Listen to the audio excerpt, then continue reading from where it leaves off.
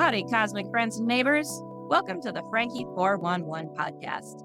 I'm your host, Haleigh 𝓕𝓻𝓪𝓷𝓴𝓲. And yes, you could call me Franki. What's the 411 on today's episode? Let's dive in and find out. Well, thank you everyone for joining us for another episode of the Franki 411 podcast. I'm your host, Haleigh 𝓕𝓻𝓪𝓷𝓴𝓲. I'm here with Lance Cutsforth of Nova Pax Wellness. Hello, Lance. Thanks for joining me. Hi, thanks. It's great to be here. I'm so excited to have you. So I know a little bit about Nova Pax because I've checked out your LinkedIn profile and some of your stuff, but tell the audience what Nova Pax Wellness is all about. Sure. So what we do is we combine current cutting edge technologies with some ancient wisdoms to provide healing for trauma, PTSD, complex PTSD, and ultimately help people clear self-limiting beliefs and achieve their best possible trajectory in life. And isn't that what we're all trying to do here, right? Like be the best version of ourselves that we can be. That is the goal in this existence. Yeah.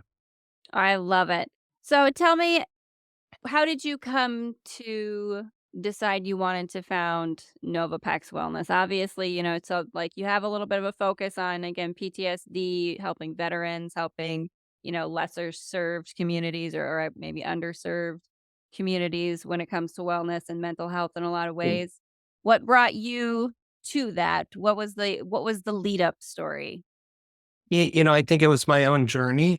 I grew up in a pretty dysfunctional household. I suffered what was later diagnosed as complex PTSD. Like a lot of people, alcoholic father, a lot of abuse and things. I thankfully had some folks that were in my life growing up that helped me navigate that. I was in Boy Scouts. I found structure and reward for doing good things.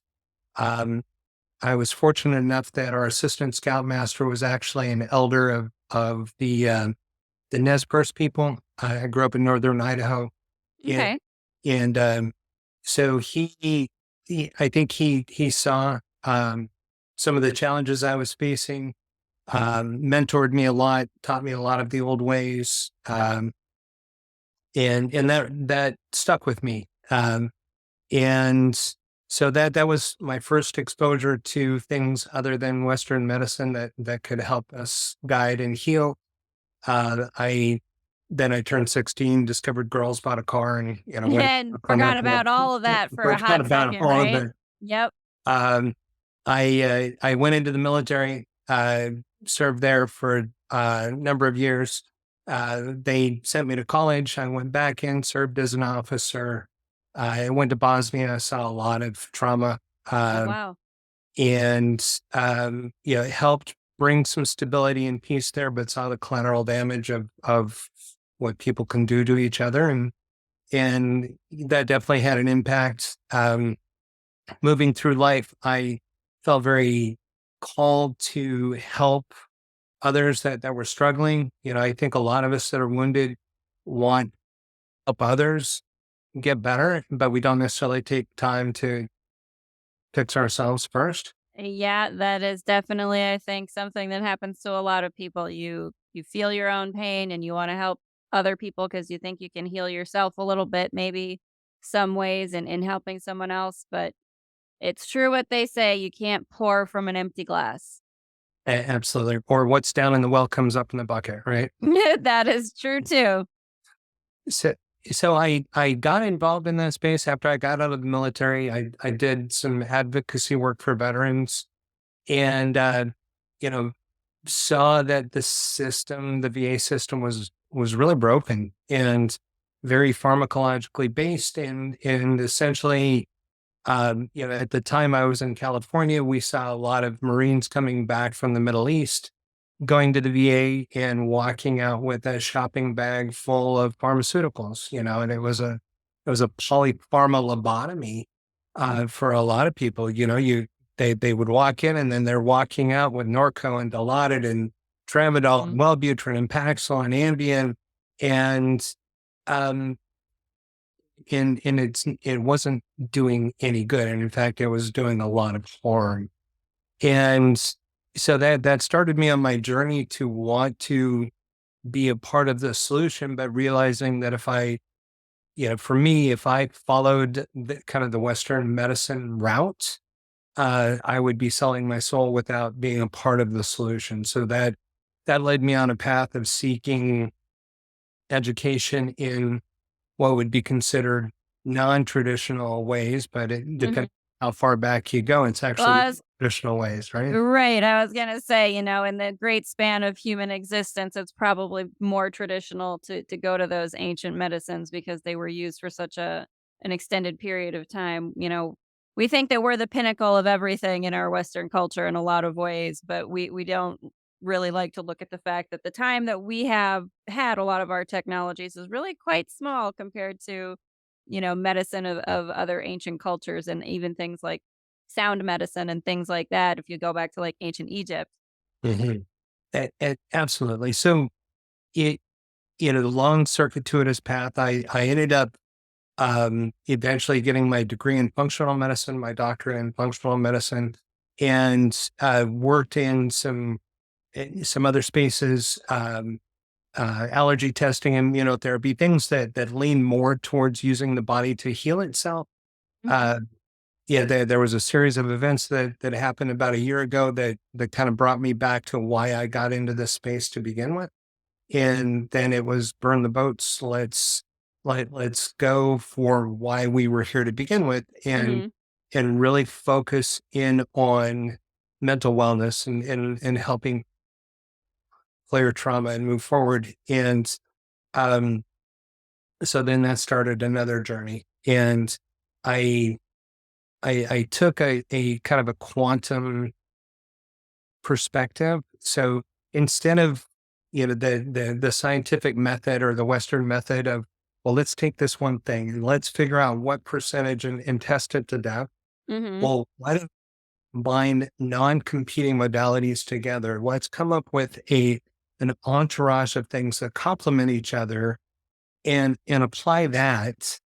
I mean, we've got 45 um, veterans and first responders a day committing suicide. And here we are Mm. rearranging the deck furniture on the Titanic. How Yep. about instead, let's throw everything at it, find a solution, find help, and we can pick fly shit out of pepper later to figure out what's what, Right. or 12% here and 14% here. I don't care. Did we save lives? Right. And so that's what I did. I developed a protocol where we combined hyperbaric oxygen therapy with vibroacoustic sound therapy.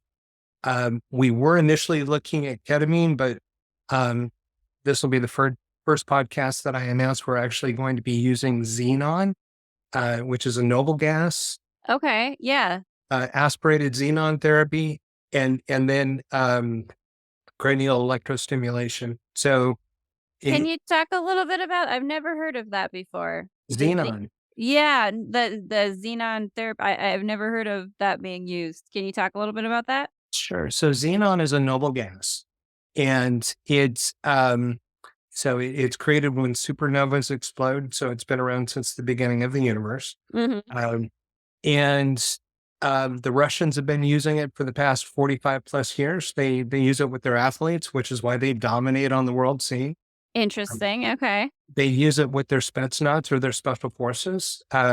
So you're probably too young to remember, but when Russia was in Syria, a lot their special forces would go in.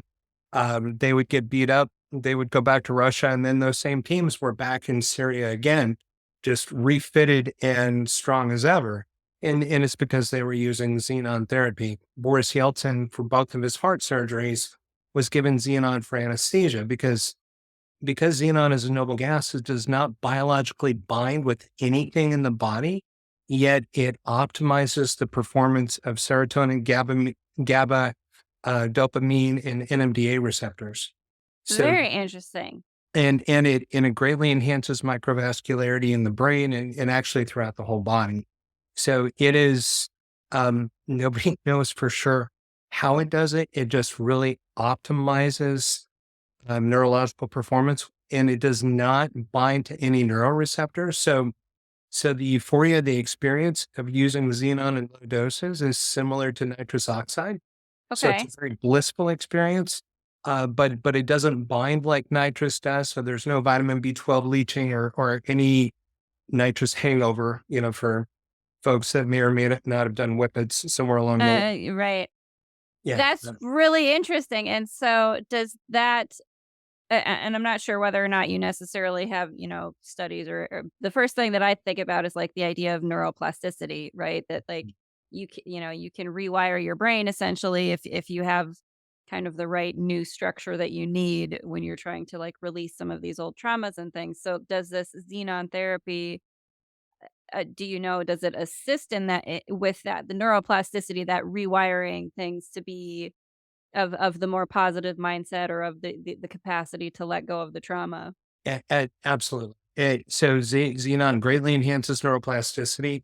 Okay, Um, there's also, again, finding the studies is very difficult because Russia keeps things very close to the vest. sure. But from the studies that I've been able to get my hands on, not only does it enhance neuroplasticity, in combination with hyperbaric oxygen therapy, where there's a case to be made that there's actually neurogenesis.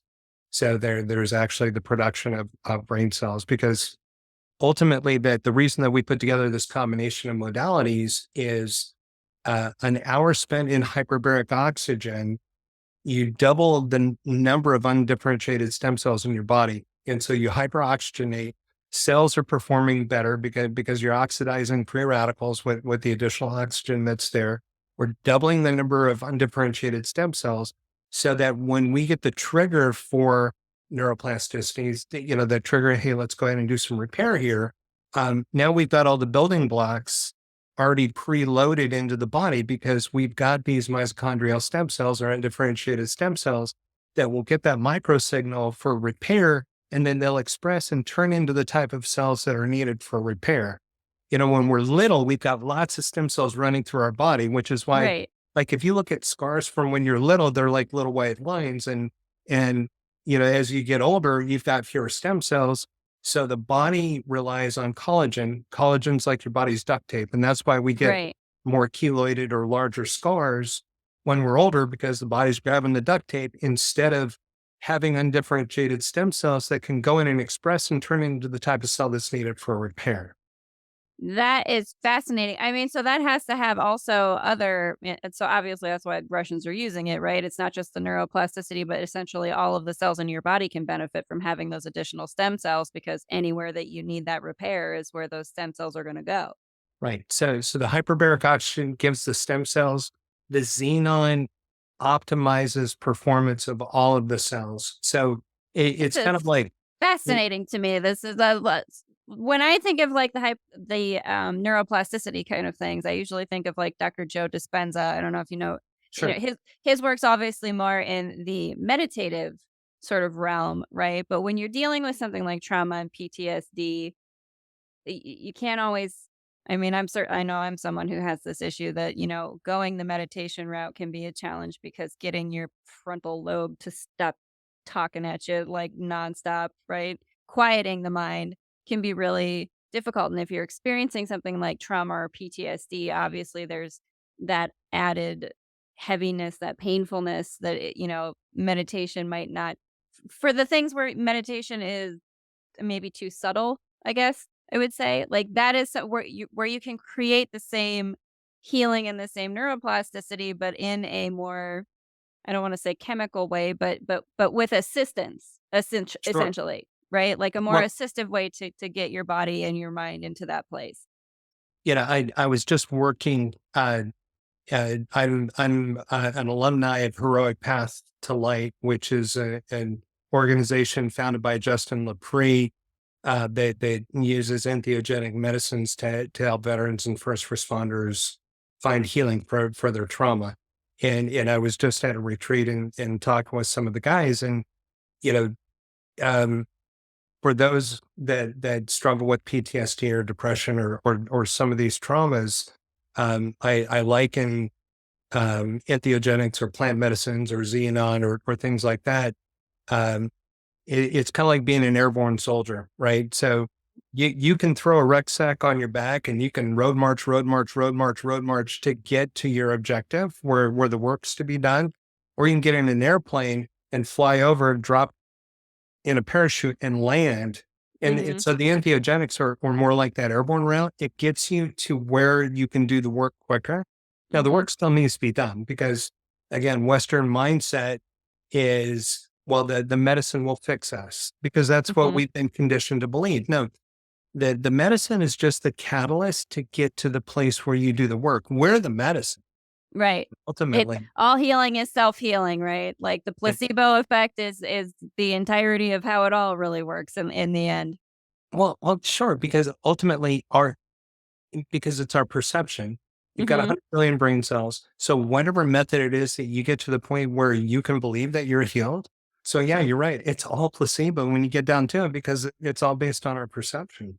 Right, because it's, you can give someone it's like when cancer comes back, right? Like, it's you can give someone the healing, what you can like chemo or a treatment, and you can like remove whatever the disease is, but if the mindset is still there, like, it will reemerge again, it will come back up again. If there's something that hasn't been corrected in the way that again, like you say, your perception of whatever it is, whether it's something that happened to you or maybe the way that you just live your life generally, if it's a stressful, if you have a stressful life, like, if you don't have that correct mindset, that's, that is when the unwellness is going to happen.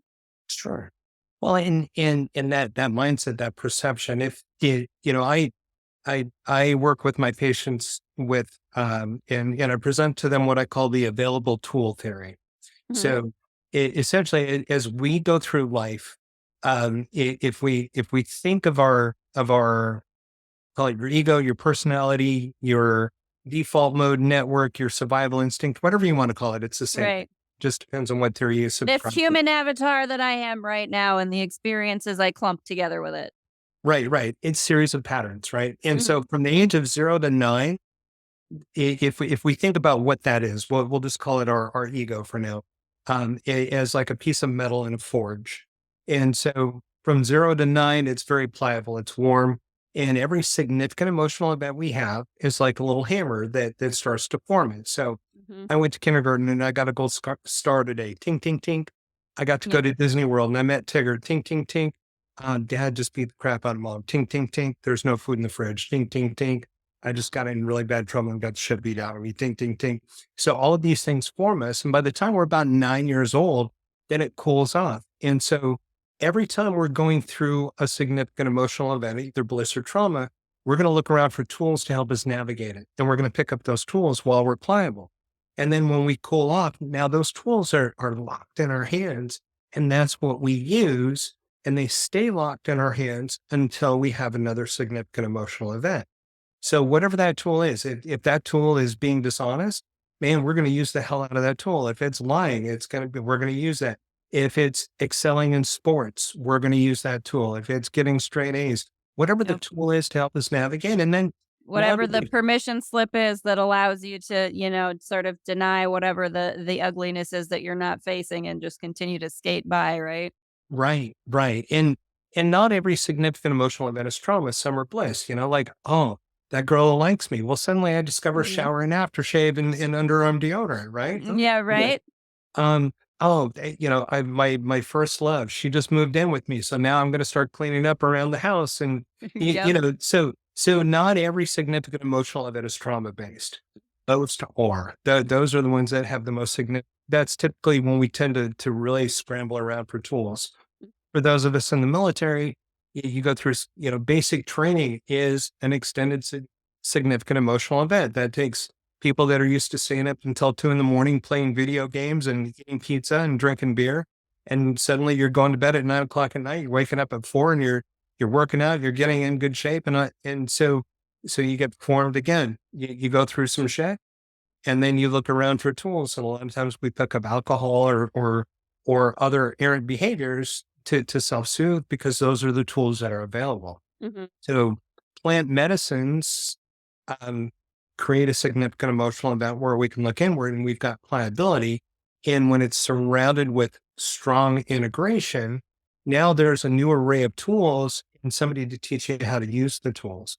Without the integration, you're just going to go back to the old tools. That I think is probably the biggest thing, like for me is, especially anyway on the, emotional, spiritual, like how do we get to the highest version of me journey, right? That I find myself on is integrating the new tools, right? Like integrating I guess sometimes you think of it maybe as like the subconscious programming, right? Like it's one thing to try to extract or get rid of or release old trauma or subconscious programming. But if you're going to keep it from coming back, you have to replace it with that new program.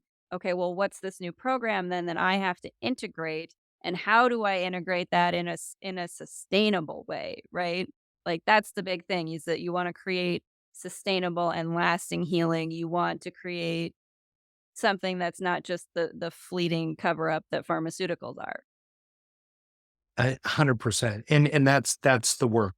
So the medicines the airplane ride and the parachute in, but then you've got to have a roadmap. You've got to have a lay of the terrain once you get there. Because like you say, if you're scrambling around for tools, but there aren't the new tools, or if there are new tools there, but nobody shows you how to use them, you're just going to Right. go back to your old tools.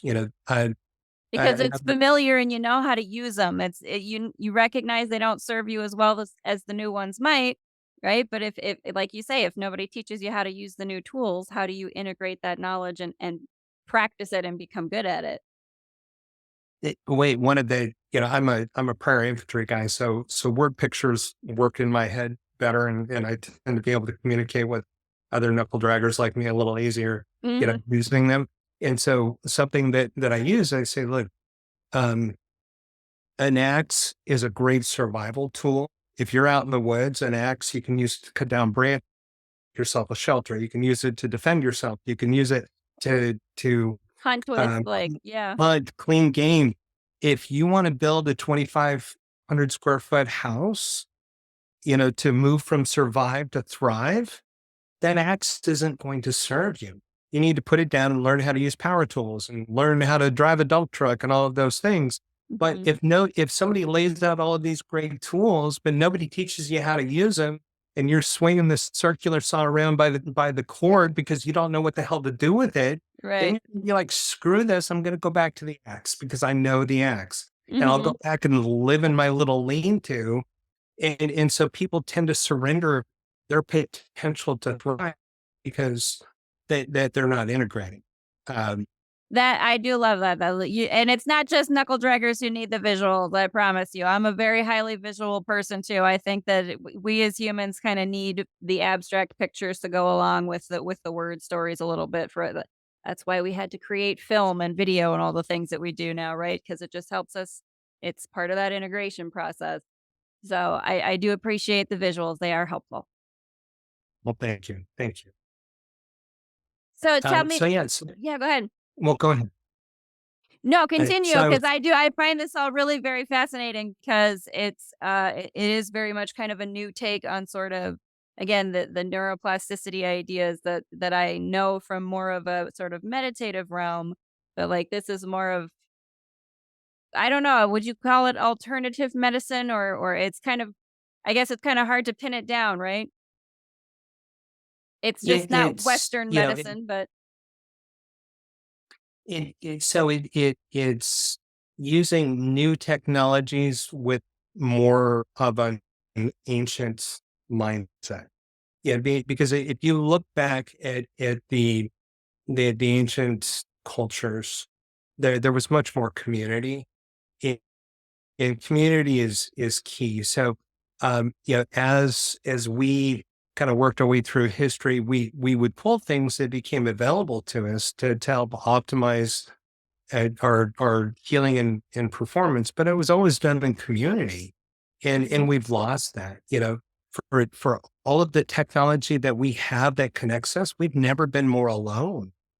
We've never been more isolated and living in our little stovepipes. And so, That is the, very, very true. so the more we can do to create community and pull people together, then the more I think that the healing will come.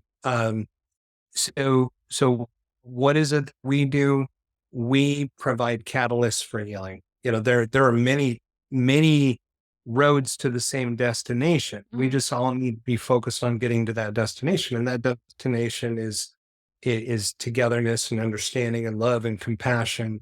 Um, if we can move the needle away from fear and more towards love, then ultimately that's where the healing comes, because all of our trauma comes from fear. From my Absolutely. perspective, we've got it's not good and evil. You stretch it farther, it's love and fear. You know, Mhm. fear gives birth to control and greed, and those things and are the evil. Evil is a byproduct of fear, and all of the good things are byproducts of love. And so if we can let go of the fear and move more towards the love, then that's where we find the healing.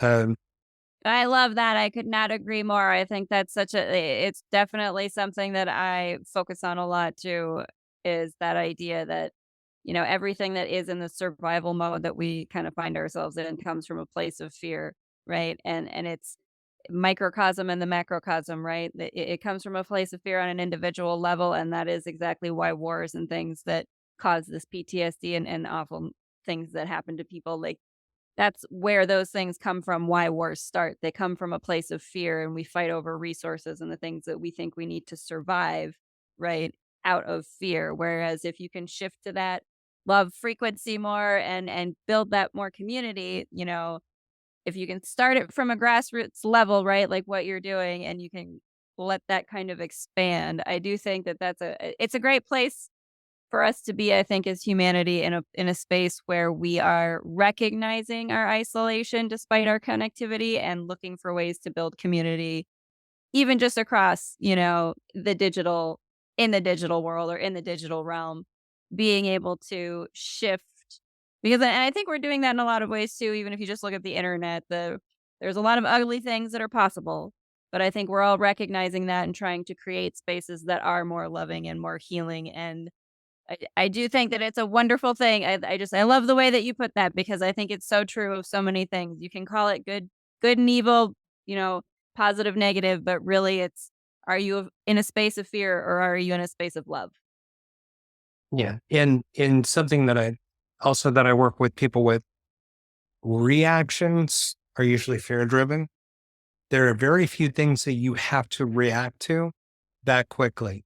We're in the habit of reacting, but if we can slow down, take a breath, interrupt old patterns, and step back and think for just a second. Most times, if we can just pause for the count of 10, as cliche as that sounds, um, we can shift out of that reactive mode, that fear mode, that anger, that visceral, and move more into an intentional place of action. Mhm. Um, life gets a lot better. Most trauma is associated with reaction. Um, you know, versus deliberate action. Absolutely. That is so true. And I mean, even though just the reactions that you have internally too, right? Like again, that self-talk that you have, like that's where a lot of all of it starts from, right? Whether you're imagining the future you're worrying about or remembering something in the past that was painful, right? It's that idea of, well, but you're still just only here in your now and you bring that into your now based on what you're thinking about. Well, right, because the past doesn't exist anymore. The future Mhm. doesn't yet exist. And Right. so the past, if we're dragging that forward, then we're just using that as our justification. It's a badge. Mhm. I saw this beautiful um clip of Sadhguru talking about, you know, people carry their past forward and that's their badge, that's their justification to her present. Well, no, why do that? And the future doesn't exist yet. So our imaginations, we can train our imaginations we go on these downward spirals. Well, this is going to happen and this is going to happen. You don't know that because it hasn't happened yet.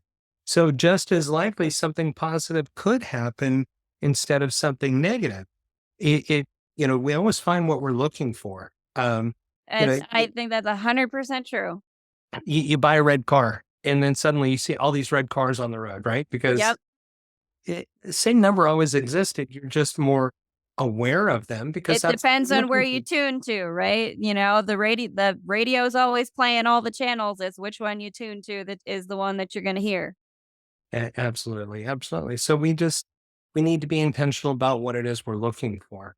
And there are great interruption techniques, little biohacks that you can do to start interrupting, what we call the saboteurs or the deceptors. Again, whether Right. you're subscribing to Positive Intelligence by Coach 𝓕𝓻𝓪𝓷𝓴𝓲, which I think is a phenomenal program, or some of the others.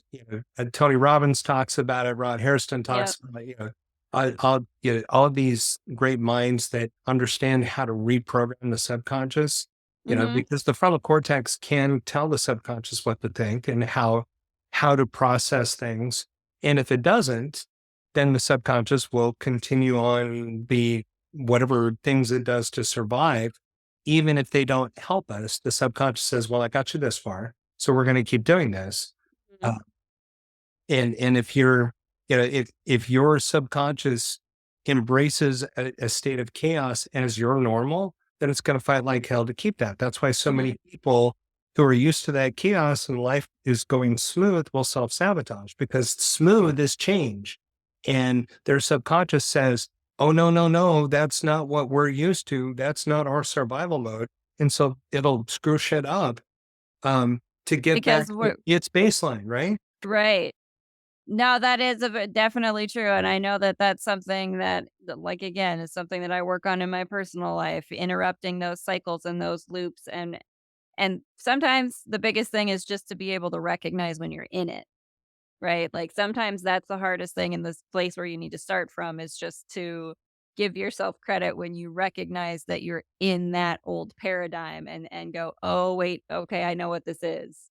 Yeah, yeah. Recognition is the first thing. And if you can catch it in the first minute and interrupt that pattern, then you can start creating some new neuroplasticity.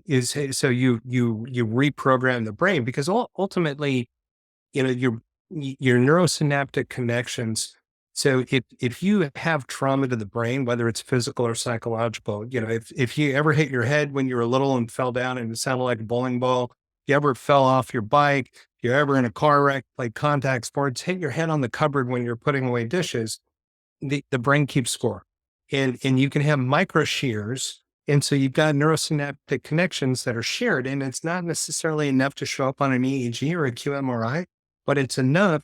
And so the brain, because we've got 100 billion brain cells, yeah, it's going to create an immediate detour around that area, and that area is going to downregulate.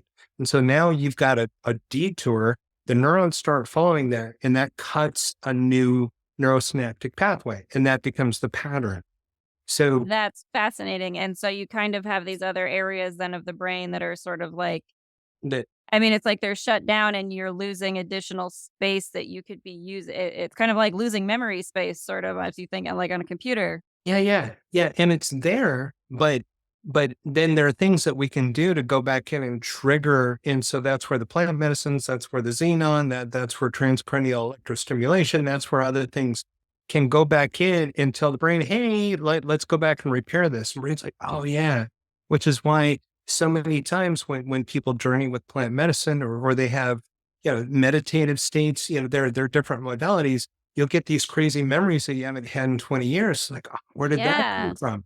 It's because we're re-energizing. It's just like taking a detour for 6 months, and then suddenly they open the road back and you drive down and, oh, I forgot that That target was point was here. there. Yeah, Yeah, right. exactly. So, That's so this is really fascinating to me because I am having experiences like that, and I don't think I recognized what it was where because I am, doing some of my own sort of self-healing, self-journey, all these things, and I'll have things happen sometimes where I'll have a flash of a memory that I'm like, "Oh, I haven't thought about that, and where did that come from?" And it's very but it's very vivid, and but that's interesting that it's like, oh, okay, well, maybe we've turned that back on, and that's where you're being able to recognize and suddenly see something that, hasn't kind of been there in a while. That's very interesting.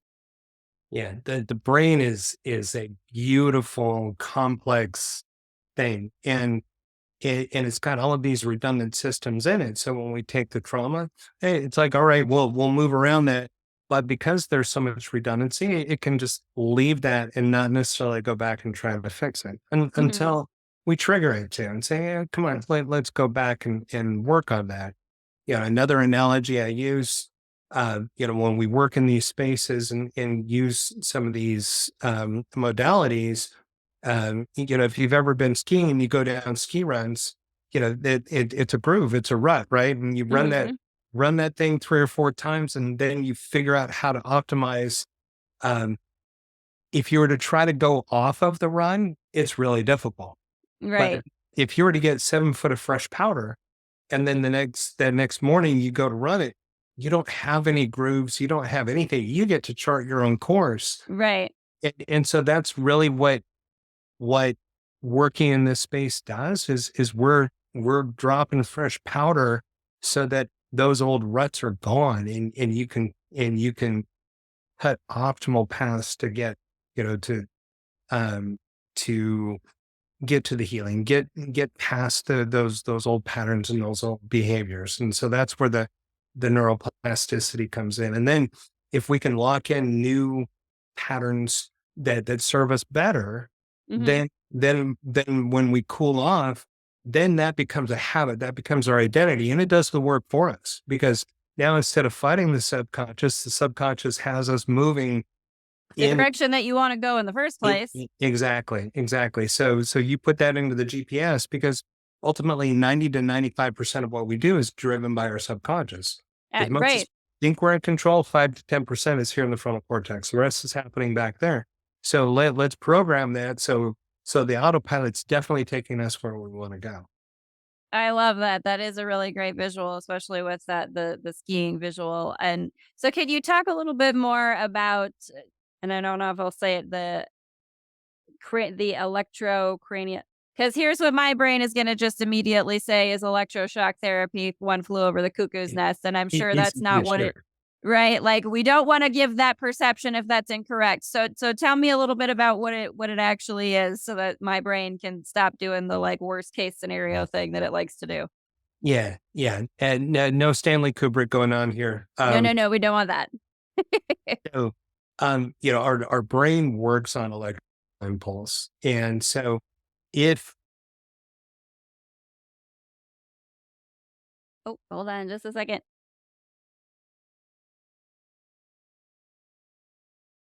Where'd it go?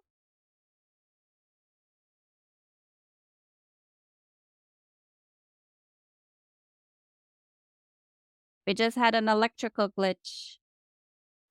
Are you're frozen. I don't know if you can see me still.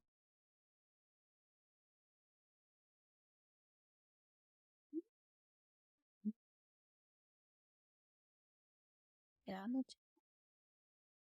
there we go. There we go.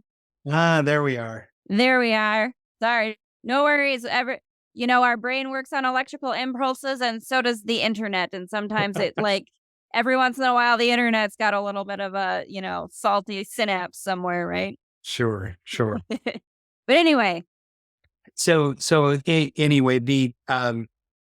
so the brain uses electrical impulses.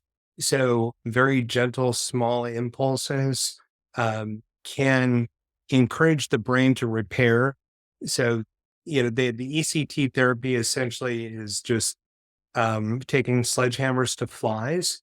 Um, you know, yeah, versus transcranial electrostimulation, which is more like a tap on the shoulder saying, "Oh, hey, um, let's do some repair work here." It's more like, Are they a little bit more like if you were going to I'm thinking of like a chiropractor if you have like those little patches that sort of do just like little yeah, like a li- TENS unit. Yeah. So light stimulation. think of it more like pushing the button for the crosswalk. Just, hey, Oh, we okay. need to shift the signal here. I like it. We got Yeah, it. Somebody's got to cross. We got to get a new neural pathway. Can knock knock. yeah, yeah. Much more gentle like that. Not, not We're not looking the to. zod of lightning. It's just more like, No, yeah, we're not trying to do any, electronic lobotomy kind of situations, no, right? No, because that's more in the pharmaceutical realms, which is, so I am someone who like used to take antidepressants, right? And I did get off of them for the same reason that eventually you feel like you become a zombie more than you are becoming sort of, more functional, which was the purpose, mm, right? So it's definitely something that I'm glad that I'm hearing about these new things that are actually that are if I had heard them prior to you explaining them that way, I probably would have thought cuckoo's nest and things like that, right? sure. So, but go ahead. So continue on with this process and how you get to this place where you can have this neuroplasticity. Do you what are the tools that you start to integrate now for folks? Is it a Sure. sort of So our protocol is hyperbaric oxygen, not high pressure, only about 1.3 atmospheres, because for to incite neuroplasticity, we don't need the rigid hyperbaric chambers. Most of the studies and the data coming out show between 1.3 and 1.5 atmospheres, which is 4 to 6 psi inside the chamber is enough. So we hyperoxygenate, and concurrently with that, we're using vibroacoustic sound therapy. So really, it's set and setting. You're laying in the hyperbaric oxygen. You're hyperoxygenating your body. Not only are you listening to beautiful healing frequencies, but you're laying on a mat that's vibrating at the same frequencies as you're hearing. So very cathartic, that's interesting. very healing. And we're doing this concurrently. So we're stacking these two because, again, it's set and set and leave what's outside, getting into a very meditative state, very pliable. Then we move into the xenon therapy, which is a half an hour of xenon aspiration. Um, you know, we so it, we're mixing about we're mixing a little bit of xenon with a lot of oxygen. So again, continuing with the oxygen therapy, and then we roll into transcranial electrostimulation, just to continue to tell the brain, okay, like let's do some work here. Let's do let's go ahead and incite repair. Um, and so that's the course of therapy. Now, the kicker is we're mounting this therapy on Airstream trailers so that we can take it to the patient instead of having a brick and I mortar that people love have. that. So we can go to a police station, we can go to a firehouse, we can go to a battered women's shelter, we can go to an underserved community where they're doing job training, and people have urban traumatic stress, or That childhood is trauma.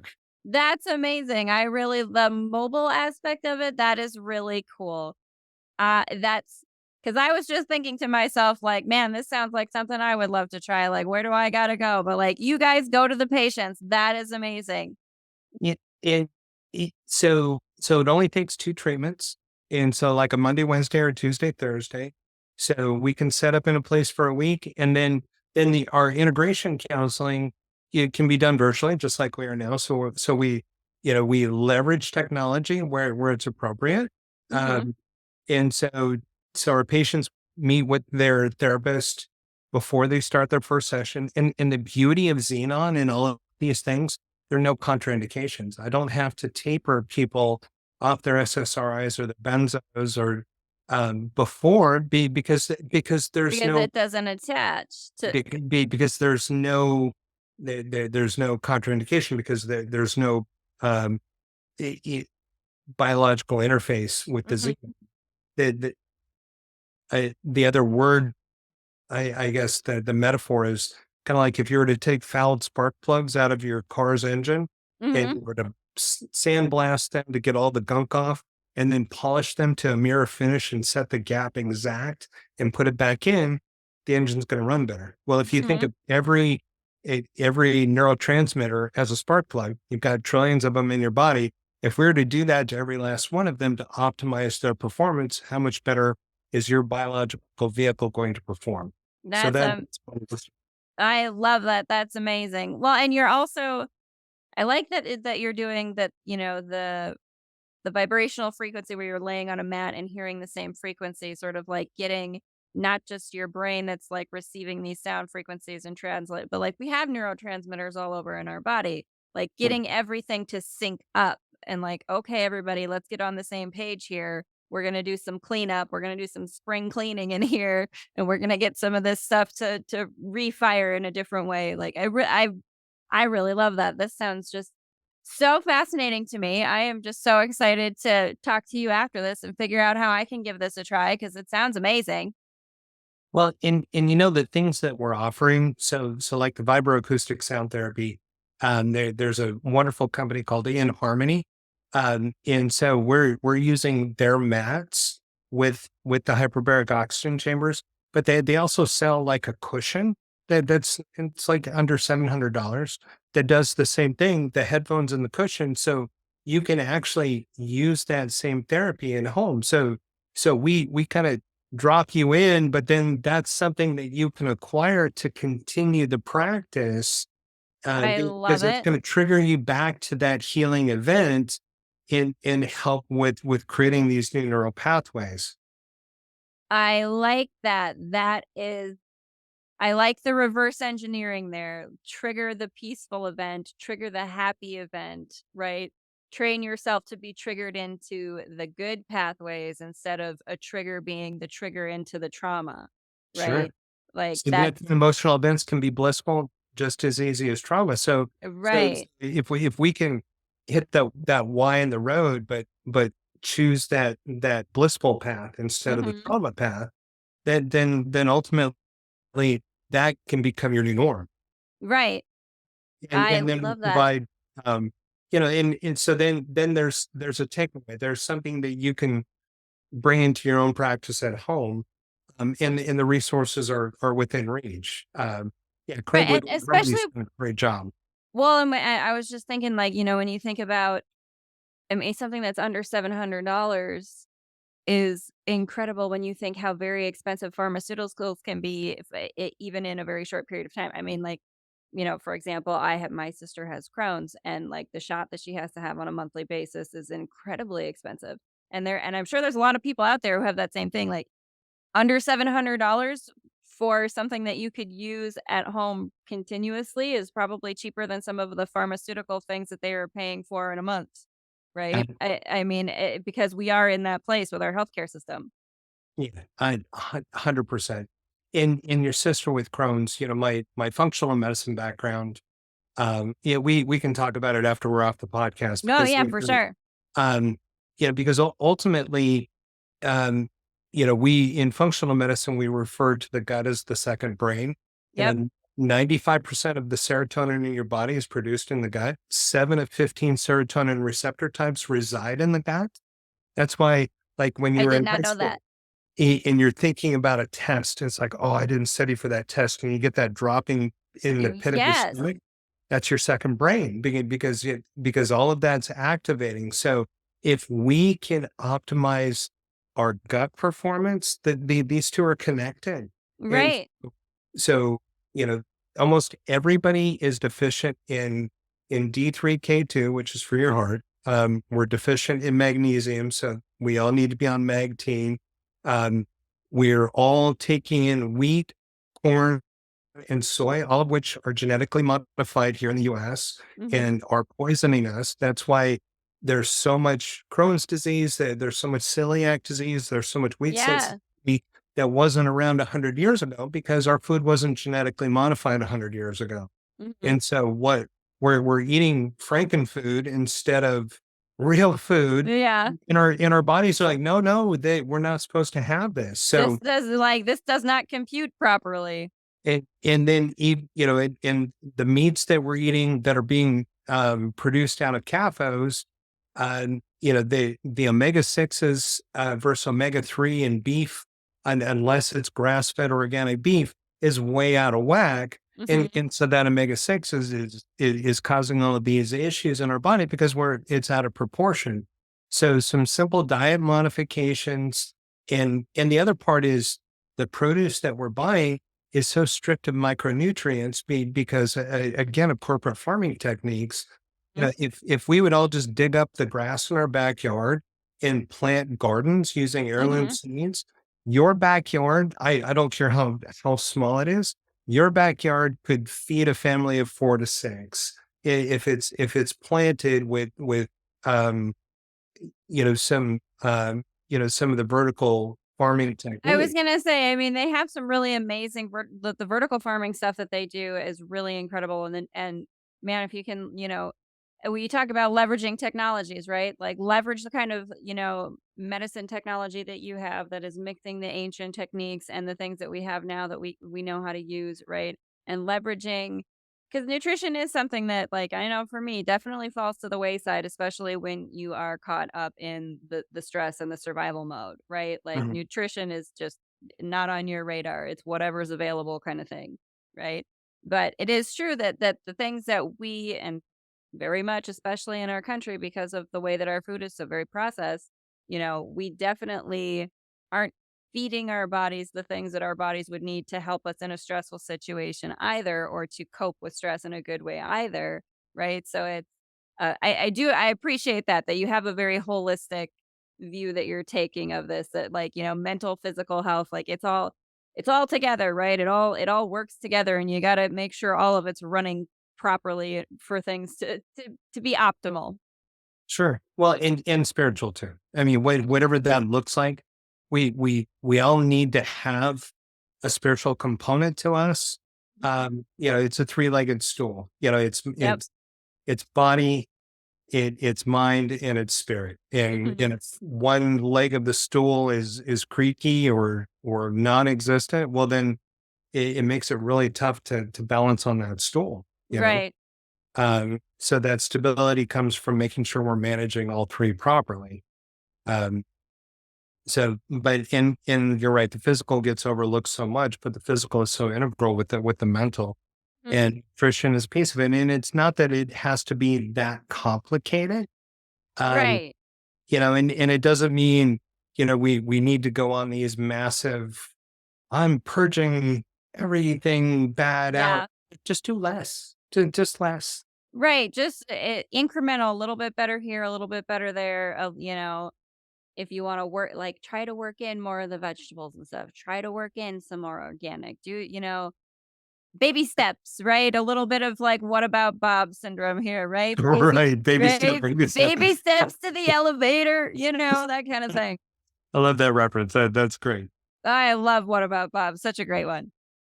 And just if you think, oh, the more color, the better when it comes to the food that we're eating in like natural color, not green ice cream, but Yeah, yeah, right.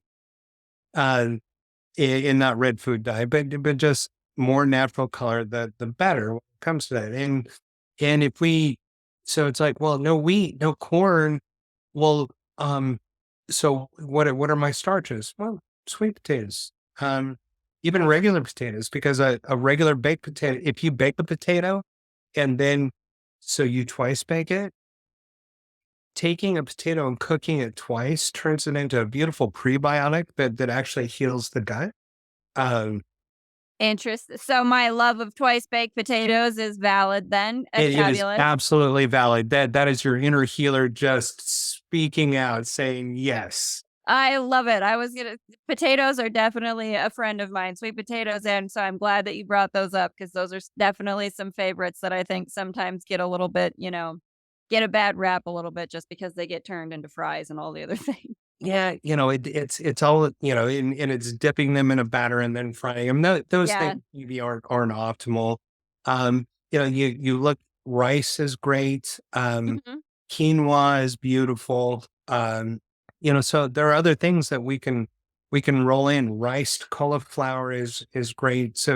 Love Uh, that. so there are things like something we do instead of, so we live in Jersey, and so Mhm. pizza is, one of the basic food groups, Oh, but yeah. So what we do is we'll bake a potato and then we'll cool it and we'll mash it flat. And then that becomes our little personal pizza. And then you put pizza sauce and your toppings on it and fire in the pizza oven.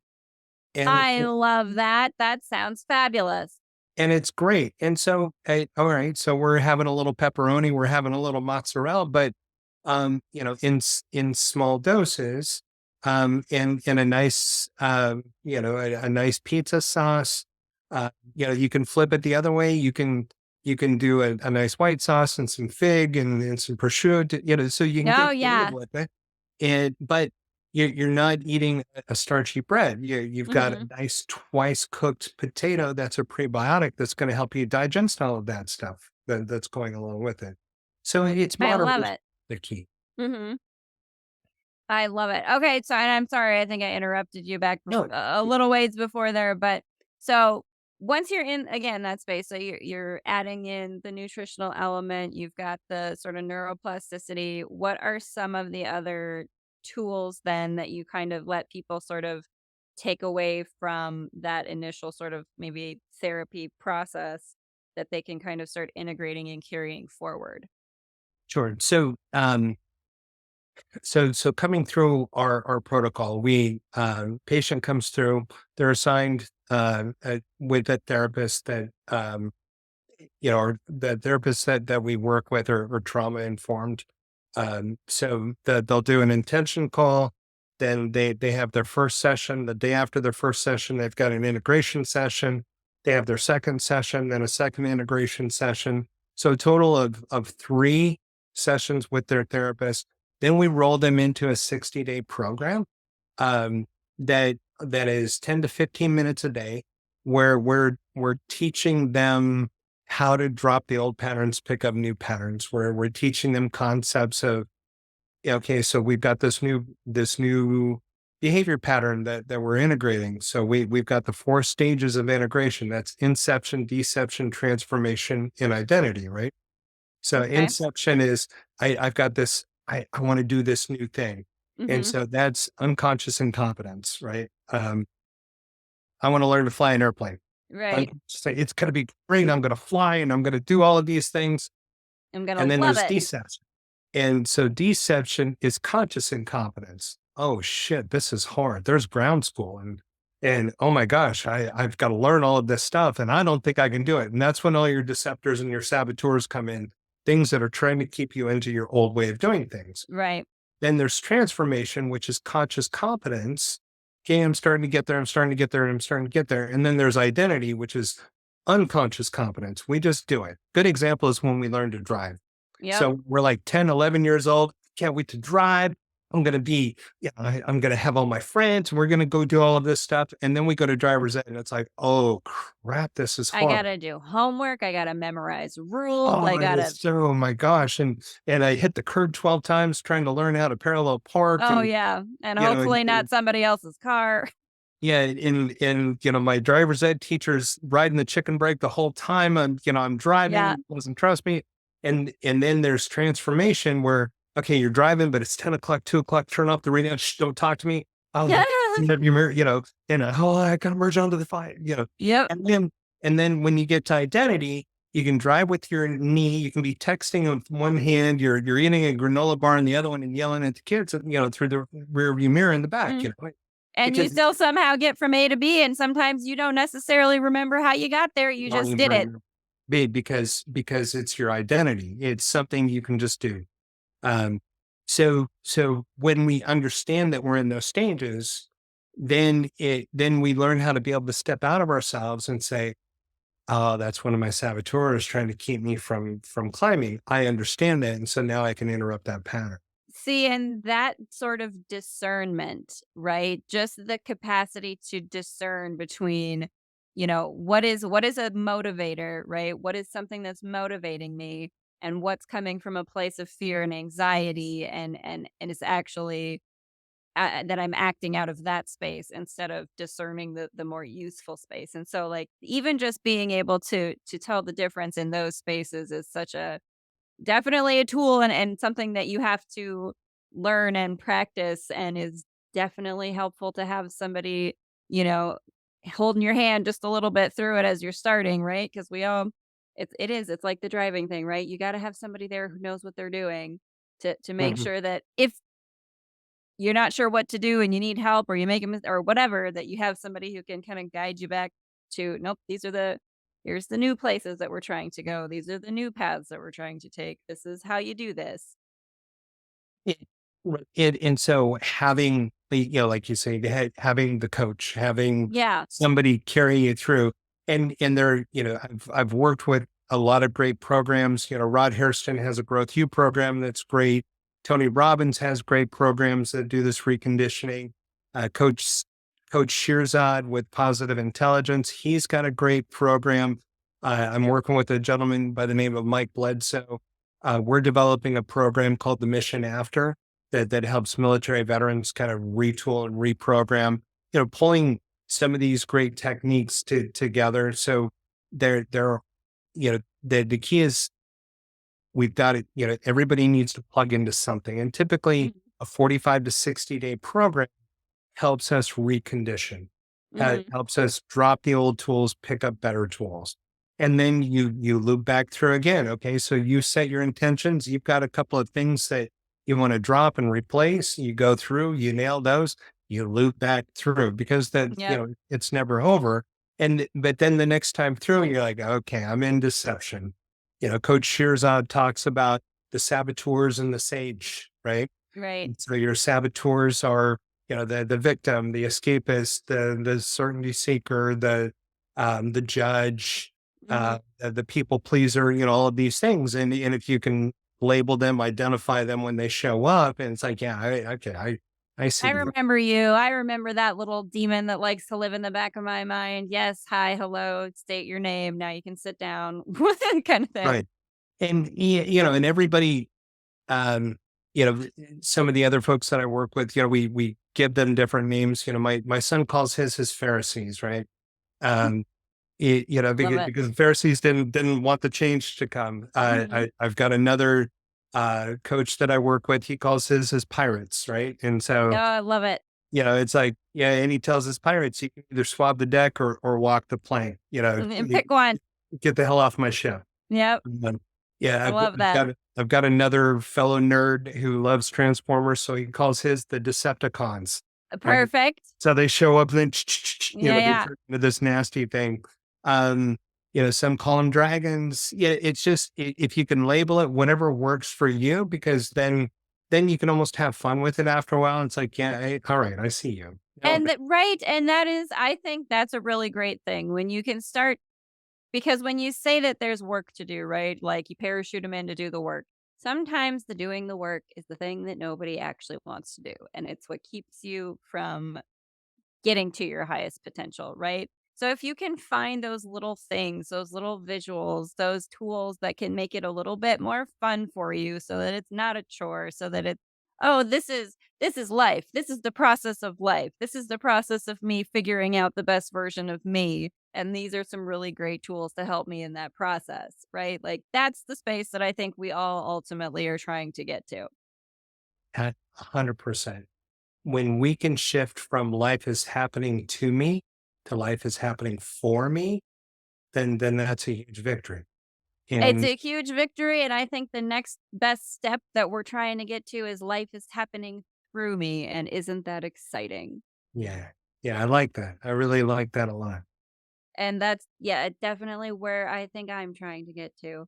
So I do I want to be respectful of your time. I can't believe we've already been talking for an hour because this has been so fantastic. This is great. And I've learned so much that I have never heard of. So I am so glad that we connected and I got to know you more and this process is I'm so excited there's people like you in the world who are doing these things because I think it really is very needed. We have a lot of, again, I think a little bit too much confidence and, dare I say, arrogance when it comes to Western medicine and the things that we think are the only ways to go and help people and heal people. And really, I think we all know that pharmaceuticals come from a place of the bottom dollar and not from a place of love and wanting to heal. So, I would like to thank you that you are a person out in the world who is trying to help people find real healing and not just looking for the almighty dollar that we've been trained to chase, right?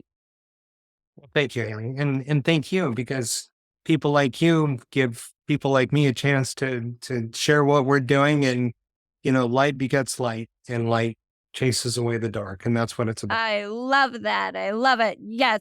So do tell everyone, where can everyone find you if they want to utilize your services? If they want, we'll put all your links in the description too, but let people know where to find you and where to find Nova Pax Wellness. You can email me at dr.lance@novapaxwellness.com. We're on Instagram. I pulled down the website. It's not back up, but maybe by the time you see this, it'll be up at novapaxwellness.com. Excellent. And we'll definitely link everything below for folks too so that they can check it out.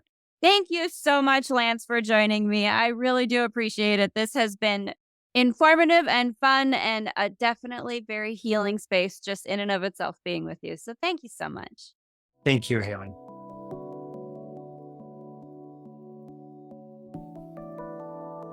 Hi again, friend. Franki here. Thanks for joining us today to get the 411. You can get more details on today's guests by checking out the links in the description. And if you'd like to support more episodes of the Franki 411 podcast, you can become a patron at patreon.com/FrankiWasHere and find all of my other social media links down below. Don't forget to like, share, subscribe, comment, leave a review, do all those things that you wonderful listeners can do. Until next time, much love to you, my earthbound and cosmic friends. Wherever you are out there, I hope you're doing well.